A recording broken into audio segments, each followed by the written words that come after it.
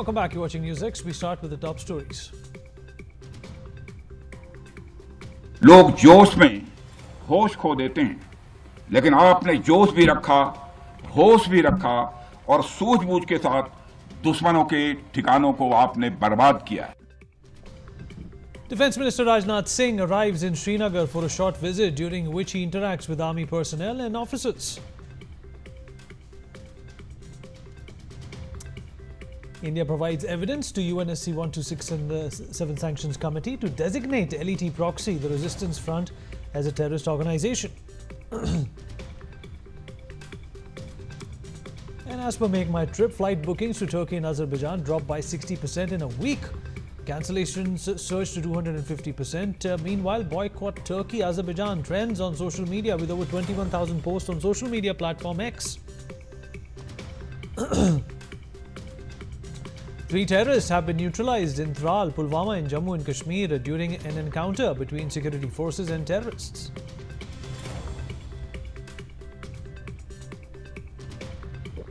PM Modi lauds armed forces for successful Operation Black Forest, eliminating 31 Maoists in Bijapur.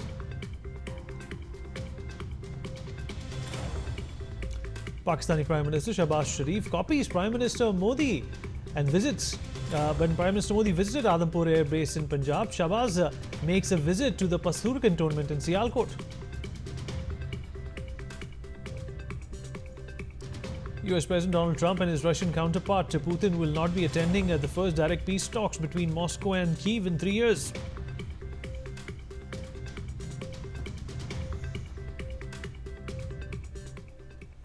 All right, some breaking news coming in. Haryana Chief Minister Nayaab Singh Seni has reached the native village of Lance Naik Dinesh Kumar to pay tribute to the martyr who was killed during a ceasefire violation by the Pakistan Army along the line of control on May 7th. Chief Minister Seni also announced rupees 4 crores in assistance to the martyr's family. Listen in to what he said. DC महोदय यहाँ पर थे क्योंकि लगभग 4 करोड़ के करीब वो मदद की जाएगी, वो आएगा और भी जो सुविधाएं सरकार की तरफ से है, मैंने कहा है। हाँ, यहाँ पर गांव के अंदर दिनेश जी के पिताजी ने एक जमीन पड़ी है, 2-2.5 बीघा जमीन है, उसके अंदर उन्होंने पार्क बनाने की बात कही है। और मैं आज यहाँ पर एक गांव का नाम बदलकर वो दिनेशपुर रखने की मांग भी रखी गई है कि इस गांव का नाम दिनेशपुर रखा जाए। जो ये पार्क की बात इनके पिताजी ने कही है, वो पार्क भी ऑपरेशन सिंदूर दिनेश कुमार पार्क उसका रखा जाएगा नाम और उसको पार्क बनाया जाएगा। जो उनके पिताजी ने कहा है उसके नाम से यहाँ पार्क बनेगा। Vipin Parmar, my colleague, is also joining us on the broadcast to talk more about this. Vipin, of course, the Chief Minister with the martyr's family. This is his way of commending and saluting the brave hearts who laid their life for the nation. Of course, Vineet, good afternoon. This is the, after he received martyrdom, CM Nayaab Singh Seni had reached at his village and, clearly met all the family members of late Lance Naik Dinesh Kumar. He paid his tributes towards the family and towards the martyr. Also, he declared that as per the government policy, the family of the deceased will be, given compensation. Also, there were some demands which were put in front of Chief Minister Nayaab Singh Seni. He clearly stated that the name of the village will be changed, as well as the father of late Dinesh Kumar had requested for a park. So the name of the park will be Operation Sindoor. Dinesh Kumar will be there. So definitely he paid his tributes and he saluted the martyr. Also, he met the family members of the martyr. Also, he declared, as per the government policy, 4 crore compensation will be given to the martyr family. Vipin, stay with us. After Delhi, Srinagar, Jaipur and multiple cities across the nation, the BJP has now taken out a Tiranga Yatra in Sonipat, Haryana as well. The large-scale rallies aim to honour the Indian Armed Forces in the wake of Operation Sindoor. Vipin, my colleague, still with us on the broadcast. Vipin, why not? This is a big reason for the Bharatiya Janata Party to celebrate. It has become very, very evident that it is the party that took action decisive action against terrorists? We need not only Bharatiya Janata Party, but every Bharatiya, every Indian is participating in this, this Tiranga Yatra, which is being organized in the different part of the nation. Well, as far as Haryana is concerned, all the districts will be, organizing this Tiranga Yatra today. It was in Sonipat, and the message is being circulated and clearly given to every single person on this in this nation that we are united, and we are united for to fight against any enemy who will be who will try to infiltrate or try to disturb our peace and harmony. So the clear message will be given to the enemy, and definitely it's the success of Operation Sindoor, and every single Indian is celebrating it through Tiranga Yatra. Vipin, appreciate you joining us. Thank you so much. All right, Tamil Nadu Chief Minister M.K. Stalin has attacked the union government over presidential reference, questioning the Supreme Court's recent verdict regarding deadlines for presidents and governors. Stalin stated, "I strongly condemn the union government's presidential reference, which attempts to subvert the constitutional position already settled by the Supreme Court in the Tamil Nadu governor's case and other precedents." Stalin stated that this made it clear that the Tamil Nadu governor acted at the BJP's behest to undermine the people's mandate. He further went on to say that the centre's sinister intent to distort the constitution's basic distribution of powers was becoming clear through such actions. All right, M.K. Stalin, in fact, coming out in critique of the government yet again. He's done so in the past as well. A few days ago, he went to say that the central government is attempting to tweak the power cascading system, and he's strictly against that. He's slammed the union government again. Sambhav, my colleague, is joining us on the broadcast to talk more about this. Sambhav, Mr. Stalin and the central government, of course, this back and forth commencing once again. He is accusing the government, saying that this is an attempt to weaken an established system of the constitution.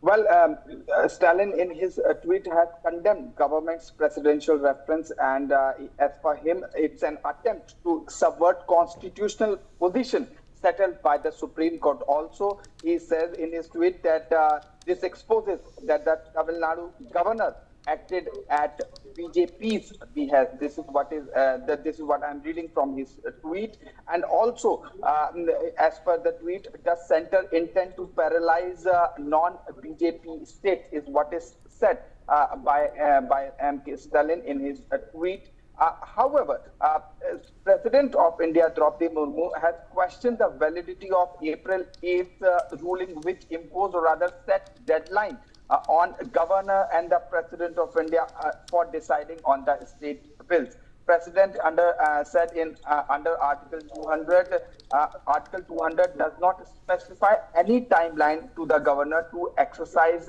these constitutional options. President has excised this rare constitutional provision and sought Supreme Court's advisory opinion on some 14 questions to settle the law on whether the president or the governor need to follow the timelines to decide on state bills referred for consent when constitution does not prescribe it. So this there are 14 questions framed by President of India, and Supreme Court's advisory opinion is sought. Now M.K. Stalin is seeing it as an attempt by the center to curb non-BJP states and urge all non-BJP states to join a kind of legal battle to save quote-unquote constitution. This is what M.K. Stalin is saying in his tweet, and condemned the government's presidential reference. Sambhav, appreciate you joining us.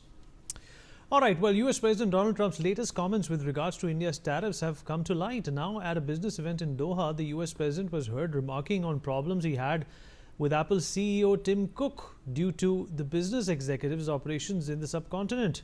The President stated that he does not want Tim Cook building in India because India is one of the highest tariff nations in the world. Let's in fact listen in. As you know, it's coming in. And I had a little problem with Tim Cook yesterday. I said to him, Tim, you're my friend. I treated you very good. You're coming in with $500 billion, but now I hear you're building all over India. I don't want you building in India. You can build in India if you want to take care of India, because India is one of the highest tariff nations in the world. It's very hard to sell into India. And they've offered us a deal where basically they're willing to literally charge us no tariff. So we go from the highest tariff, you couldn't do business in India. We're not even a top 30 in India because the tariff is so high, to a point where they have actually told us, I assume you too, Scott, you were working on that also, that there will be no tariff, right? Would you say that's a difference? They're the highest, and now they're saying no tariff. But I said to Tim, Tim, look, we've treated you really good. We put up with all the plants that you built in China for years. Now you got to build us. We're not interested in you building in India. Brian, you know, a different tune that Donald Trump is singing at this point in time, dissuading Tim Cook from producing iPhones and Apple products in India. He's saying as long as it's produced and consumed by the Indian market, he does not have a problem. But if it's exported, then he's got a problem. This is not a good sign for India. Well, clearly, Vineet, very rightly mentioned. It's a very different remark also that he made during this very business event in Doha, where he said he rather conveyed to Apple CEO Tim Cook that he does not rather want the tech giant expanding its manufacturing operations in India. And he cited India's high tariff regime as a major concern and suggested Apple that it should prioritize building within the United States as well. And he also said that, he even said that he's treating him very well and he's investing $500 billion. And he says that, yes, he's building all over India, but he says he doesn't want Tim Cook to build in India. And he also added that India can take care of themselves. Also, he acknowledged that Apple is free to build. Brian, just hold on to that thought. In fact, External Affairs Minister Dr. S. Shankar is speaking, addressing the media. Listen in. Good afternoon to all of you. It is a great privilege to join you all today for the official inauguration of the Embassy of the Republic of Honduras in New Delhi. This occasion marks a significant milestone and opens up a promising new chapter in the warm and long-standing relationship between our two countries. Minister, let me first acknowledge the statement of solidarity that we heard from your country on the cowardly terrorist attack in Pahalgam, and we particularly value your public commitment to opposition to terrorism in all its forms, and the fact that it is something which is completely unacceptable to any form of civilized world. We very much appreciate your support and solidarity as we battle terrorism today in our region. Where the opening of this embassy is concerned, I regard it as more than a ceremonial event. It is a testament to the shared vision and mutual commitment of our two nations to deepen our bilateral ties, to fortify our institutional linkages, and to expand the frontiers of our cooperation. It reflects our common aspiration to forge partnerships, not just with Honduras, but with the larger region, relationships that transcend geography and embody the values of mutual respect, solidarity, and shared progress. Coming in, well, the United States has approved a $304 million worth of missiles to Turkey as NATO allies work to strengthen trade and defense ties. The deal, which still needs congressional sign-off, came as Secretary of State Marco Rubio visited Turkey to attend a meeting of NATO foreign ministers on the 15th of May. Turkey has requested 53 advanced medium-range air-to-air missiles at an estimated cost of $225 million and 60 Block 2 missiles at $79.1 million. This comes amidst rising calls in India to boycott Turkey over the nation's support to Pakistan. Aditya, what are we supposed to make of this? The United States first put sanctions on Turkey a few years ago for procuring the S-400, and now they're helping them get equipped.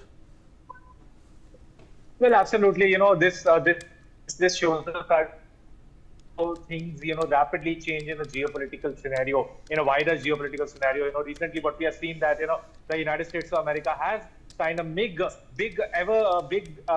arms deal with Saudi Arabia amounting to $132 million. And now, it has also signed a, deal for Turkey regarding a defense deal, So this is significant of the fact that, US is looking towards Asia as an important continent, and that is why it is, expanding with all the countries that are in Asia.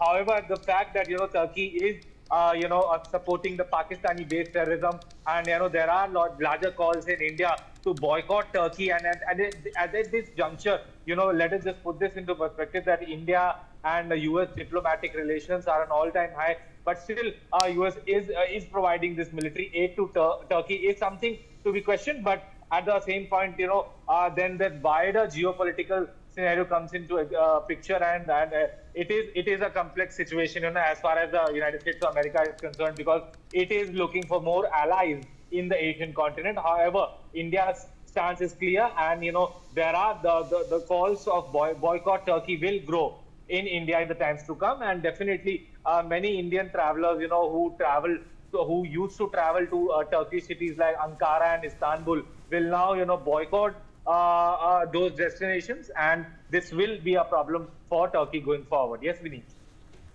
Mr. Sanjeev Srivastava, international affairs expert, also joins us on the broadcast. Mr. Srivastava, why doesn't the the NATO allies have a problem with Turkey being a partner when it comes to weaponry? They are obviously, drifting towards Islamic radicalism, supporting Pakistan and its terrorist outfits. Why can't the Americans see that? Yes, I think it's unfortunate that they are still not realizing the kind of policies Turkey is adopting at this point of time under the leadership of President Erdogan. And obviously, Erdogan is having a very ambitious, over-ambitious agendas, having intention to build a new Ottoman Empire and supporting various radical Islamist acts and regimes like Pakistan. They recently supported Pakistan in a way with during that conflict with India by Pakistani used those drones, Turkish drones against us. Similarly, Erdogan had supported Azerbaijan in its war with Armenia, because Azerbaijan is a Muslim-dominated Muslim majority country, and Armenia is a Christian majority country. So I think Turkey's president is adopting various divisive policies, religious division. He's playing religiously divisive policies he's adopting, and that is not good for even European countries and Christian majority countries, the NATO members.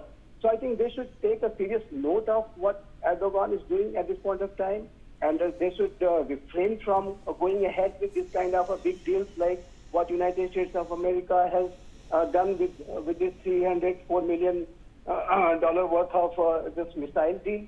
So I think at this point of time, United States of America and the European nations must have taken a serious note of all the various maneuvers, negative maneuvers which Erdogan is taking. But this is unfortunate, as I said, that they are not realizing. But it will have serious implications because the way Turkey is moving ahead and the policies they are adopting, it will not be doing any good to the NATO or to the United States of America. But we need U.S. President Donald Trump is very transactional. He has a business-minded approach, and when he got this chance of having this deal of $304 million worth of defense trade, then I think he has gone ahead despite knowing the fact that United States of America had imposed a sanction against Turkey for their purchase of S-400. And also, U.S. and Turkey's ties has not been good because United States of America support the Kurdish militias, which Turkey treats them as their enemy. So there are a lot of issues between U.S. and Turkey. A relationship has not been very smooth, and it has been very tense in recent times.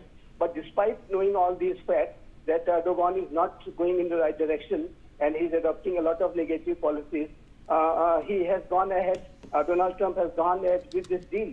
So I think, as I said, it may have a very serious implications for the future scenarios wherever Turkey is involved. Obviously, Turkey is a NATO member, and Turkey and United States of America is leader of NATO. And if Turkey goes ahead with this kind of policies and maneuvers and divisive agendas, then I think it will have serious consequences in future for the Europe and America. So stay with us. U.S. Secretary of State Marco Rubio met his NATO counterparts in Turkey amid a flurry of negotiations aimed at producing a ceasefire agreement between Russia and Ukraine. Rubio has now stated that the United States is open to virtually any mechanism to get Ukraine peace, as the U.S. continues to push for a ceasefire that continues to remain elusive. Aditya, my colleague, is also with us on the broadcast. Aditya, it seems that there is desperation creeping in when it comes to the peace between Russia and Ukraine by the Republican government in the United States. Well, absolutely. Vinith, if you see, Donald Trump has been, vocally saying that, since when in January, when he took office, before, during his election speeches also, we saw that, he has been saying that as soon as I, assume the presidency, I will end this Russia-Ukraine war. But so far, all that what Donald Trump has said has not been proved in actuality. And, so far, the war is still going on, this endless war between Russia and Ukraine. On the one side, Putin says that, I am talking to US President Donald Trump. And he is also talking to, at the same time, the Ukrainian President Volodymyr Zelensky. But all this, but the resultant of the talks is nowhere to be seen, because the war is not stopping.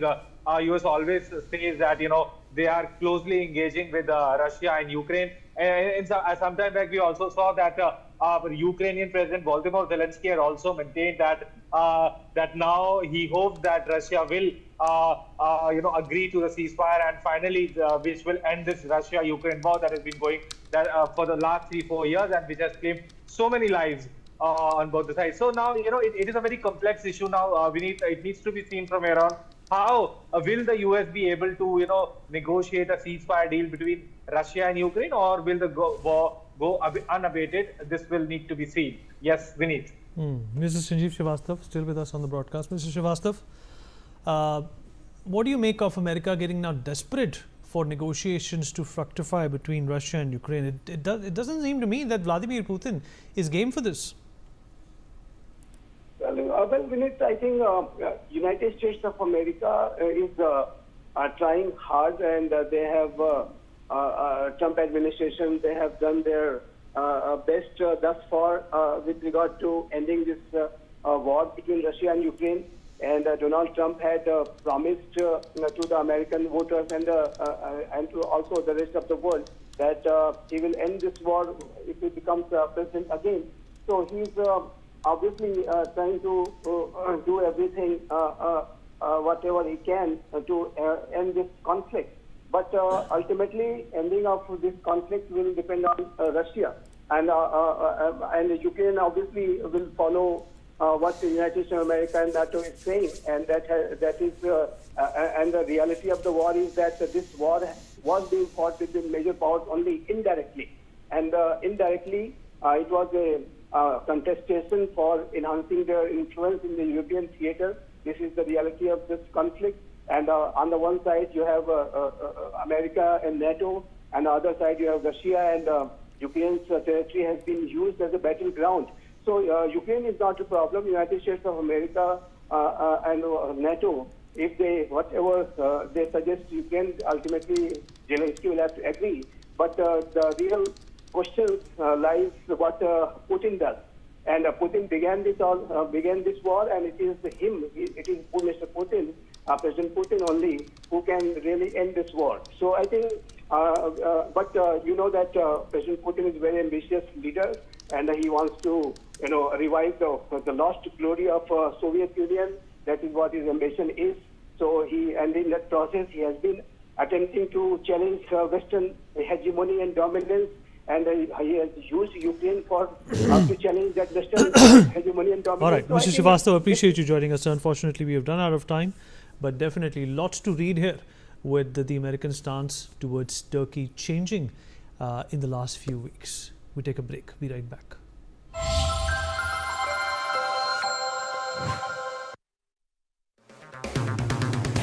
अगर आप